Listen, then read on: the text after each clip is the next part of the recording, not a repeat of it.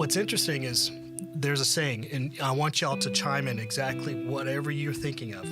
Sometimes you win, sometimes you Lose. Sometimes you win, sometimes you learn. And that's a key principle for leaders to be effective.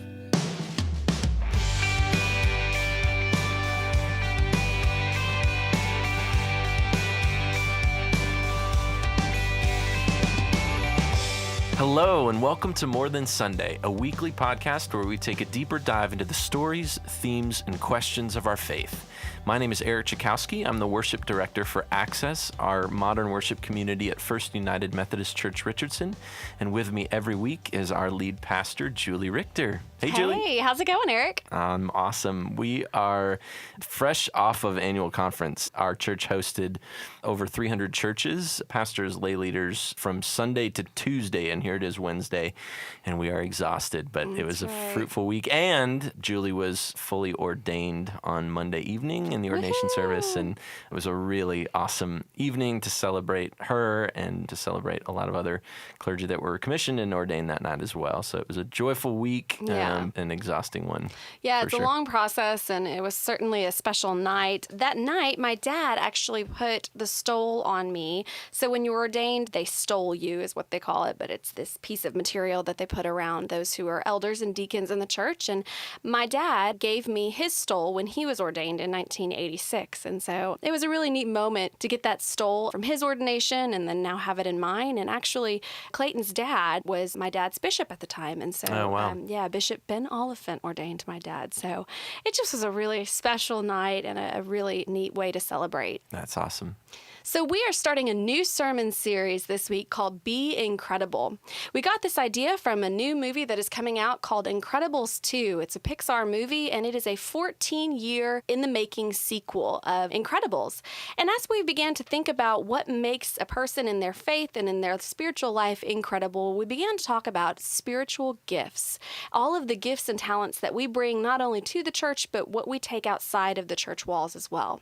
We're going to be talking first today about leadership, and in the coming weeks about evangelism and shepherding, wisdom, knowledge, and discernment, even healing and miracles and faith. And so we're really excited today to welcome actually one of Access's own. Carl Smith is a leadership coach and actually started a company to help leaders in the work that they do in learning to know themselves and lead themselves so that they can better lead other people. And we are really excited to talk to Carl today.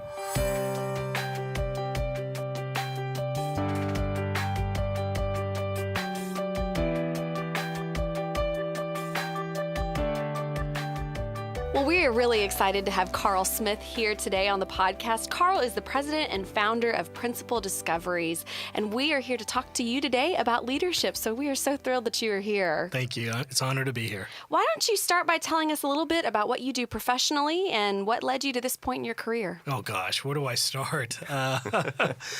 Really, it was this need to want to serve and help people, and I started my leadership company on the premise of I saw a lot of bad leadership.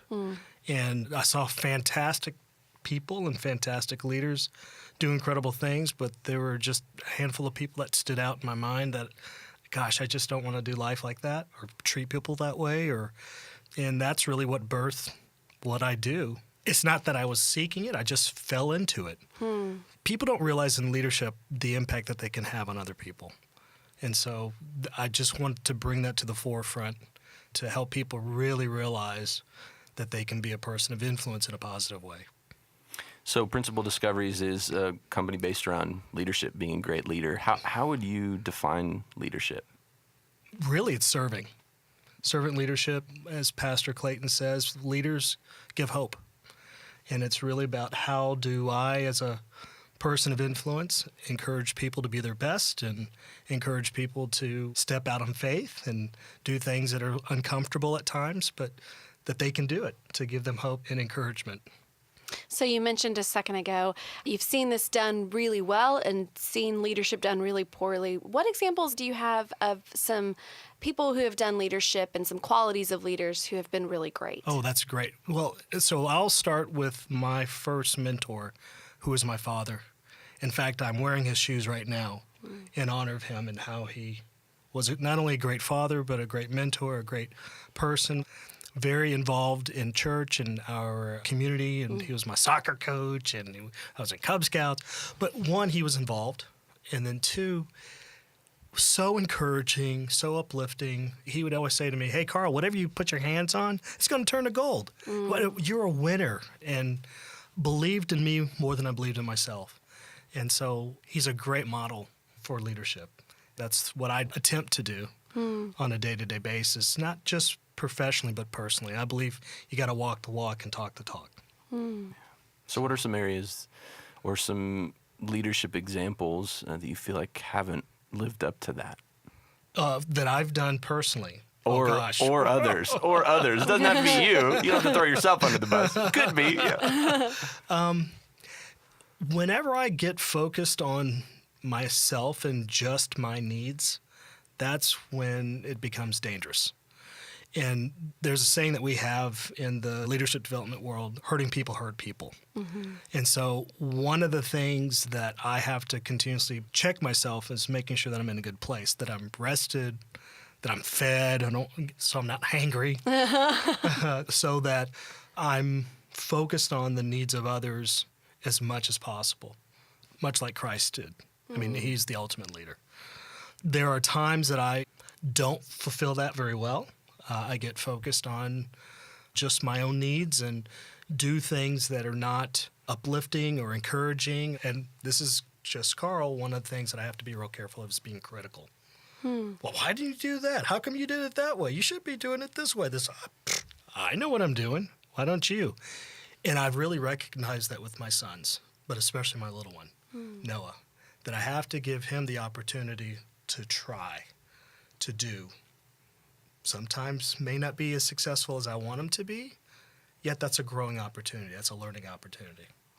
So. In last week's episode, Rod Bishop mentioned just giving kids, or I think in this context, people that maybe work under you or for you, the opportunity to make mistakes. And really, without helicoptering above them, the opportunity to learn from those. And I think that's vitally important. I'm hearing you say that as well. One of the things that you mentioned that we see really prevalently in leaders as well is that fear. And so often when you talk about self-need and putting that first, I see that manifest in self-preservation. And so from a leadership standpoint, that desire for self-preservation causes us to really close inward and lead from the either scarcity model or just really let fear be the motivator in our leadership style. Absolutely. Rather than visioning, trusting, and really sort of stepping out faithfully and with confidence. Well, and something you just said, Eric, that's so critical. To be an effective leader, you have to have confidence. And what confidence really is that's with, feed on is faith. So it's having faith of other people, faith within, faith in our God, that God will lead us, or belief. So going back to what you were talking about and how you have to allow people to attempt. I don't like to say even the word try, because try is an excuse of not putting your full energy or committing to what you are supposed to commit to. What's interesting is there's a saying, and I want y'all to chime in exactly whatever you're thinking of. Sometimes you win, sometimes you Lose. Sometimes you win, sometimes you learn. And that's a key principle for leaders to be effective. And to remember, it's a learning process. Making a mistake is okay. We're going to make mistakes. I make mistakes every day. But we learn from those mistakes. That's what development truly is. That's what growth is all about. It's so interesting to me how much self-awareness plays a part Critical. in leadership. Critical. We hosted LeaderCast several weeks ago here at the church, and that was something that was prevalent in almost every speaker's talk, was how much you have to know yourself, how much you have to be aware of your own tendencies, your own mistakes, and your own struggles, because that preservation will kick in. And Yes. so when you're trying to work out of a place of fear rather than faith, that confidence, that with faith, what we end up doing is pushing our insecurities, I think, on other people. Yes. And maybe becoming overly critical of other people because we're being overly critical of ourselves. So it's so interesting to me how if we could just learn to even give grace to ourselves first, how much better in leadership we would be. And that's one of the reasons why I'm so passionate about the leadership program that's developed in our church community, Leadership First. And really, it's to anchor people in having confidence not only in themselves, but also to see the potential in others. Being in that space and having the right mindset, and that's critical, it's about having faith. It's about trusting. It's about understanding. It's about seeing the best in others. And unfortunately, so many leadership programs that I've seen or have witnessed in my 20-some years in doing this don't focus on that. They focus on skills. You have to be able to articulate this. You have to be able to do that. You have to be able to manage a lot of things. And the truth of the matter is, and this is true for us, both of you, for me, for my family, for just about everybody that's listening today, I'd ask this question over and over again when I do sessions. I'll say, how many of you have more emails today than you did 5 years ago? How many of you have more emails today than you did a year ago? How many of you are managing or directing or leading more with less, more time constraints, less resources, right? I know that's true for y'all, even though we have a great church. Yeah. Because we have such an amazing outreach, we have more and more on our plate. I've seen that in especially with you. Sure. And so there's this anxiety, this stress, this tension of go, go, go, do, do, do. So it's even more critical that we understand each other and understand ourselves to be more effective as leaders, team members, partners. So You mentioned so often the training that you see focuses on things to do rather than on who we are. right? Yes. And it seems to me that that's sort of treating symptoms rather than causes. Bingo. Right? Yeah. Ding, ding, ding, ding, ding, ding. So You hit it right on the so head. really focusing on the things that we do that cause our behaviors, right, is the way to go. And we see that in the church, and we see that in, really any organization, right? And I've done workshops in just about in every segment you can think of, from banking to nonprofits to first responders to electrical companies it's the same. People have the same challenges, the same struggles. It may not look exactly the same, But the it's, patterns emerge. The pattern's the same. That's right. Yeah. Yeah, absolutely. So, Carl, you mentioned earlier Leadership First, which is this great program that you've been instrumental in helping us start here at First Richardson. And so I remember in one of the very first sessions that you help to coordinate and to lead and to facilitate, you lead a conversation with us around what are some qualities of a great leader and qualities of a bad leader. And you go as far as to tell us, think of that really great leader, that person in your life, like you mentioned your dad, and then think about that person that really wasn't a great leader. And you had us list qualities. And I want to mention that for our listeners today, just as a way, because I still keep that list in front of me. Because on any given day, I could be on either of those sheets Sure. of paper, and Yes. I'm probably on both. Yes. And so for me to be able to keep that in front of me of, here's what I'm aspiring to be like, here's what my goal is, here's what I need to be careful of, Yes. has really been important to me. I think that's a huge part of that self-awareness. Well, what's ironic is I remember you did a sermon on it, I did. and I'll never forget that it was taking the plank out of your eye. And that was at least 2, if not 3 years ago. That's how significant that talk was. That's a mark of good leadership. Yeah. I mean, it really is. Yeah. And it's constantly keeping ourselves humble, constantly saying, what can I do to be a blessing? Constantly saying, okay, I need to look at myself first before I start poking or jabbing or correcting, or what can I do to make the situation better? And that's taking personal responsibility, which is a key element for personal development and emotional intelligence. One of the things that personally I find, and maybe this is something I need to work on, but little patience for, is watching leaders defer responsibility for dysfunction within their organization, right? And whether that's in corporate, nonprofit, church, politics, you name it, ultimately, in the ways that I see it, the leader at the top is responsible for setting culture. Yes. And really guiding that particular organization or Yes. group of people. And so, as you mentioned, really looking at how can I take responsibility for this, I think is so vital for anybody in leadership roles. You know, and the misnomer for a lot of folks that are in leadership positions is this: I can't be vulnerable. Yeah, it's lonely at the top. It's lonely. They can't see me sweat. They can't see that I don't know that. And there's this facade that many people in leadership try to put on. And the reality is, the more genuine, the more authentic you are, the more humble you are, the more you just say, you know what, I need help. We're here as a team to do this together.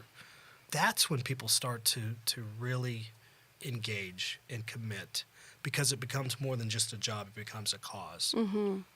I've been reading a book recently called Better Together. And it's a book about women in leadership, but it's written really for men. And our covenant group of female clergy are reading it right now because we thought, this is probably good for us to know too.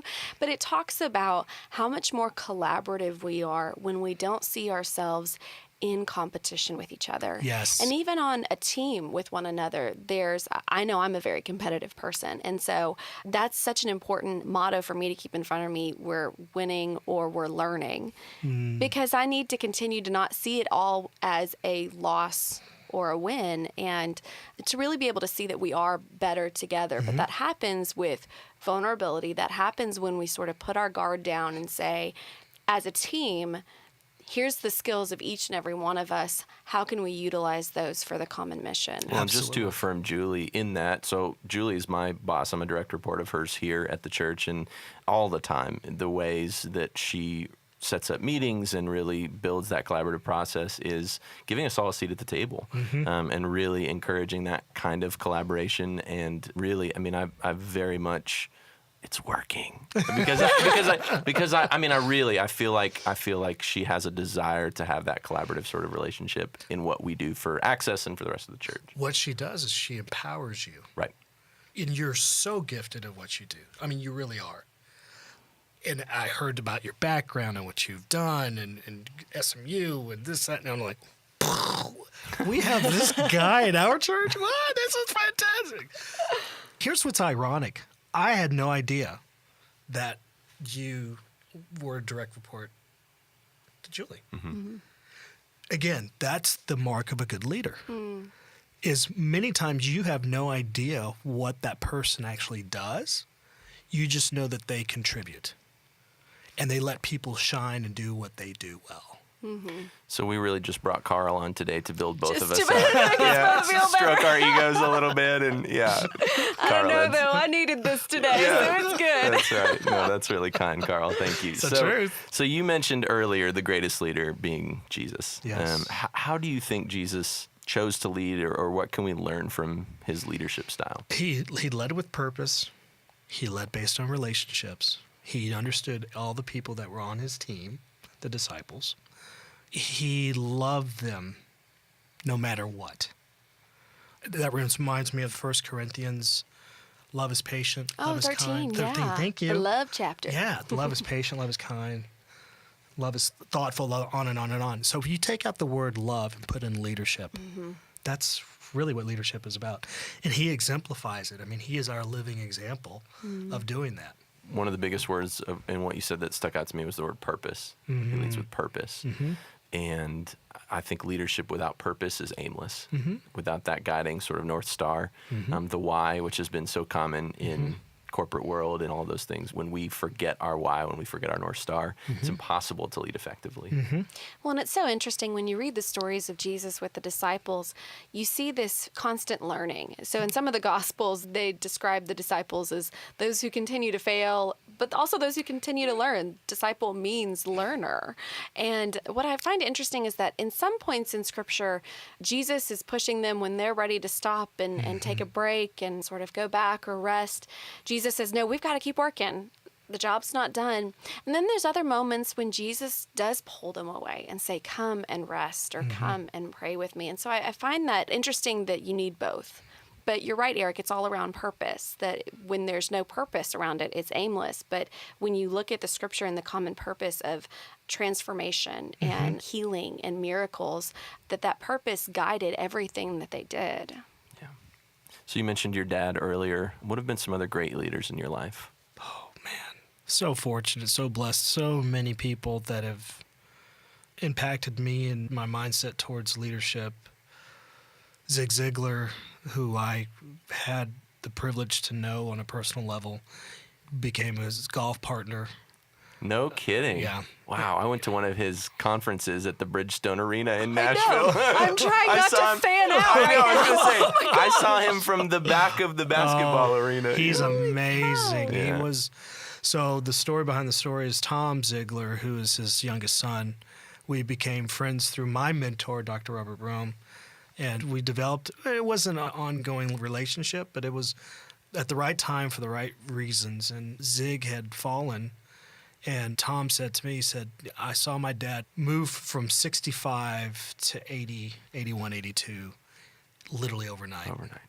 And so as an organization and them as a family, how they would navigate his ailment after falling and not being able to process like he did and be the incredible Zig, so we bonded just through that and had a lot of really good, encouraging conversations together.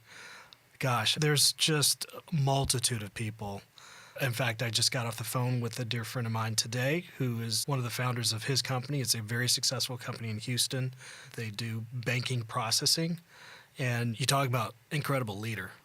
His folks love him. They care for him. He started a men's group 13 years ago. And it still meets to this day at the First United Methodist Church in Houston. And, he's such a great example of servant leader. Loves to help, just will have certain resources that he passes on to be a blessing to other people. And I think that that's a big reason why he's been so successful. But I've got so many, it's hard to name. So many. And I've seen a lot of people that are well known that can miss the mark at times too. But we're all human. Yeah. And it's about having grace, right? Yeah.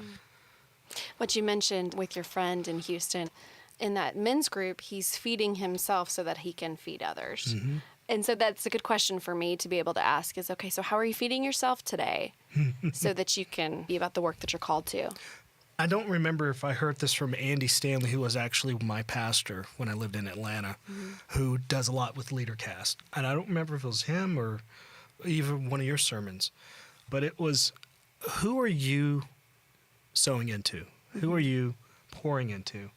And so there have been a couple of guys that I see just tremendous potential, just great skill sets, but they're great people. And so I've been convicted this year to reach out and start pouring into them. And what's ironic is as I pour into them, they pour much more back into me, just with encouragement and seeing a different perspective. And I'm very fortunate. I do surround myself with really good people. Been very blessed in that regard. That's great. Well, clearly leadership has made an impact on your life, and certainly leadership through you, Carl, has made an impact on our lives. We have one question that we ask every person that comes on the podcast, and you are no exception. So, at this point in your life, what is one thing that you wish someone would have told you? I would say to trust God more. I would say to not be so fearful and take greater risk, step out on faith, that life goes by really quickly. And I still am coaching myself on this. Enjoy the moment where it is. Live like today is a gift from God, and it truly is. Yeah, it truly is. Well, it's been a joy to have you. It's a joy to have you in worship every Sunday, and Thanks, man. we're honored to have you at our church as a part of our congregation and really appreciate your wisdom and knowledge on the subject of leadership. Thanks for taking the time today. Thank you. I don't want it to be over, by the way. Well, we'll have to have you back sometime. Absolutely. This Carl, is awesome. Thank you so much for being here. Thank God, you. thank you. Thank you. Thank you for what y'all do.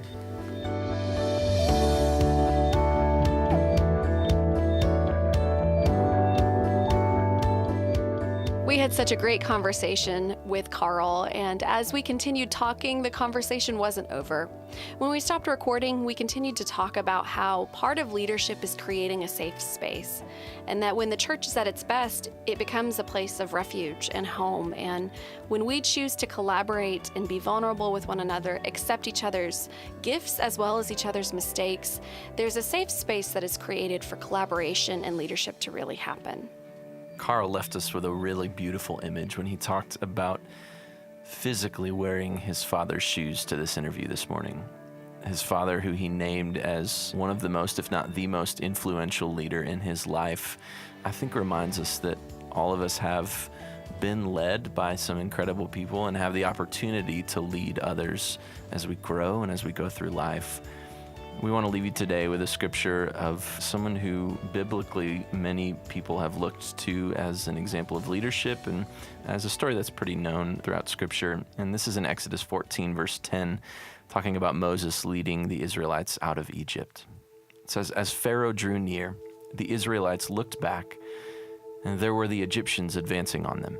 In great fear, the Israelites cried out to the Lord. They said to Moses, 'Was it because there were no graves in Egypt that you have taken us away to die in the wilderness? What have you done to us, bringing us out of Egypt? Is this not the very thing we told you in Egypt? Let us alone and let us serve the Egyptians. For it would have been better for us to serve the Egyptians than to die in the wilderness.' But Moses said to the people, 'Do not be afraid. Stand firm and see the deliverance that the Lord will accomplish for you today. For the Egyptians whom you see today, you shall never see again. The Lord will fight for you, and you have only to keep still.'" Thank you so much for tuning in to More Than Sunday. We've got a new episode coming out every Wednesday, so make sure and subscribe to the podcast on Apple Podcasts, Google Play, or YouTube so you don't miss our next episode. If you want to find out more about the Access community here at First United Methodist Church Richardson, you can find us at accessfumcr.com, as well as on Facebook and Instagram. Special thanks to Carl for joining us this week, and make sure and tune in next Wednesday when we have a conversation with Dr. Priscilla Pope Levison about evangelism, teaching, and shepherding. Have a great week.